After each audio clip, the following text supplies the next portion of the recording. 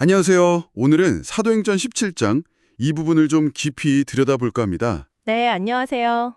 사도 바울이 데살로니가, 베레아, 그리고 아덴 이렇게 세 도시를 다니면서 겪는 이야기인데요. 네, 맞아요. 각 도시마다 만나는 사람들의 반응이 아주 제각각이라서 그 점이 참 흥미롭더라고요. 그렇죠. 같은 복음인데도 반응이 확 다르죠? 네, 바로 시작해 볼까요? 좋습니다.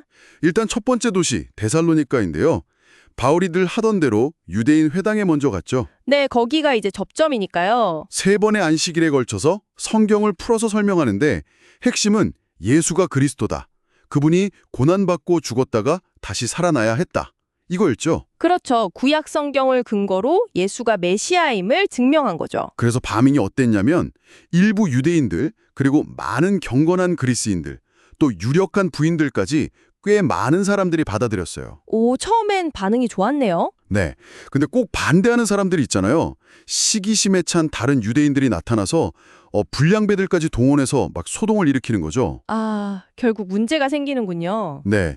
그러면서 바울 일행을 고발하는데 그 내용이 좀 눈여겨볼 만해요. 천하를 어지럽히는 이 사람들이 여기에도 왔다.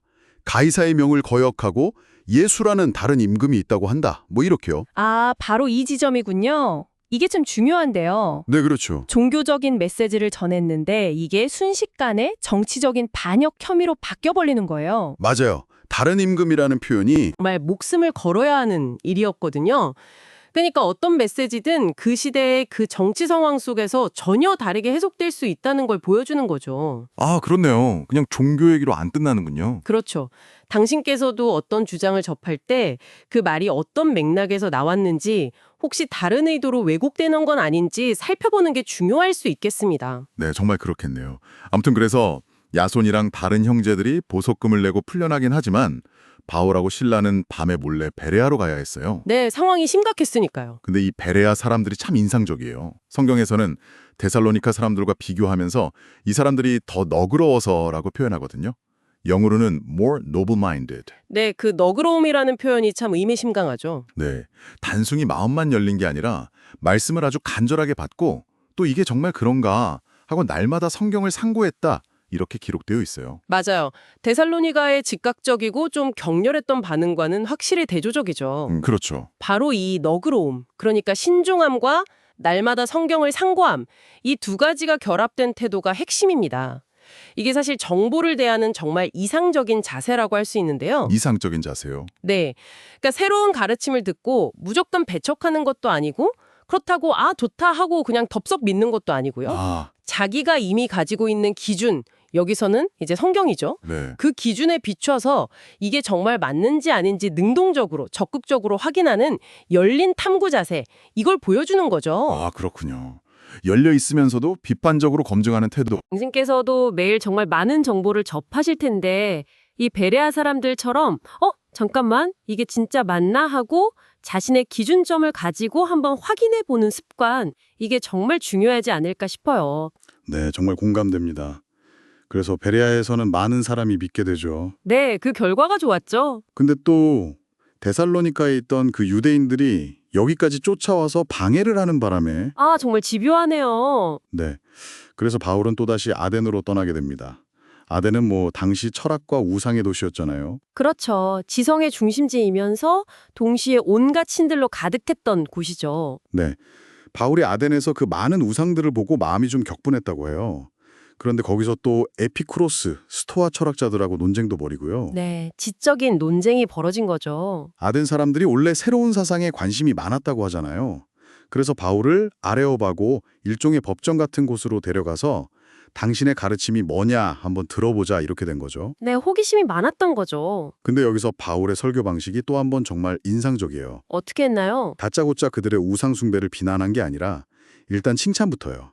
아덴 시민 여러분, 보아하니 당신들은 모든 면에서 종교심이 대단히 많으십니다. 이렇게요. 오, 일단 긍정적으로 시작했네요. 네. 심지어 도시를 다니다가 알지 못하는 신에게라고 새겨진 제단을 봤다면서 바로 당신들이 알지 못하고 경배하는 그 신에 대해서 내가 알려주겠다 이렇게 자연스럽게 연결해요. 와, 이건 정말 대단한 접견인데요? 그렇죠. 네, 이게 바로 그 상황화, 그러니까 상대방의 문화와 눈높이에 맞춰서 소통하는 아주 탁월한 예라고 할 수 있습니다. 상황화요. 네. 바울은 유대교 율법이나 경전을 들이댄 게 아니에요. 대신 아덴 사람들이 이해할 수 있는 논리, 그리고 그들의 문화, 심지어 그들의 시인의 글, 우리도 그의 소생이라까지 인용하면서 다가가잖아요. 아, 맞네요. 그들의 언어로 말한 거군요. 그렇죠. 마치 당신께서 어린아이에게 어려운 개념을 설명할 때 쉬운 비유를 들어주는 것처럼요. 그렇게 접근해서 사람이 손으로 만든 신전이나 우상이 아니라 온 세상을 만들고 생명을 주시는 진짜 하나님을 소개하는 거죠. 그리고 회개해야 한다. 그 증거가 바로 예수님의 부활이다. 이렇게 제시하고요. 와, 정말 지혜로운데요? 네. 다른 문화나 생각을 가진 사람들과 어떻게 다리를 놓을 수 있는지 그 방법을 보여주는 아주 중요한 사례입니다. 하지만 결과는 뭐랄까 좀 미미했죠. 죽은 자의 부활 이 얘기를 하니까 반응이 확 갈렸어요. 네, 거기서 딱 걸린 거죠. 어떤 사람들은 막 조롱하고 또 어떤 사람들은 이 문제에 대해서 나중에 다시 듣겠다 이렇게 좀 유보적인 태도를 보였고요. 그렇죠. 부활이라는 개념이 당시 그리스 철학과는 잘 맞지 않았으니까요. 그래서 결국 그 자리에서는 아레오바고 관리였던 디오누시오라는 사람하고 다말이라는 여인 뭐 이렇게 소수의 사람들만 믿었다고 기록되어 있어요. 네, 아덴에서는 큰 성공을 거두지 못했죠. 이렇게 사도행전 17장을 쭉 보니까 같은 복음의 메시지라도 듣는 사람들의 배경이나 태도에 따라서 정말 이렇게 다르게 반응할 수 있구나 하는 걸 생생하게 보게 되네요. 맞아요.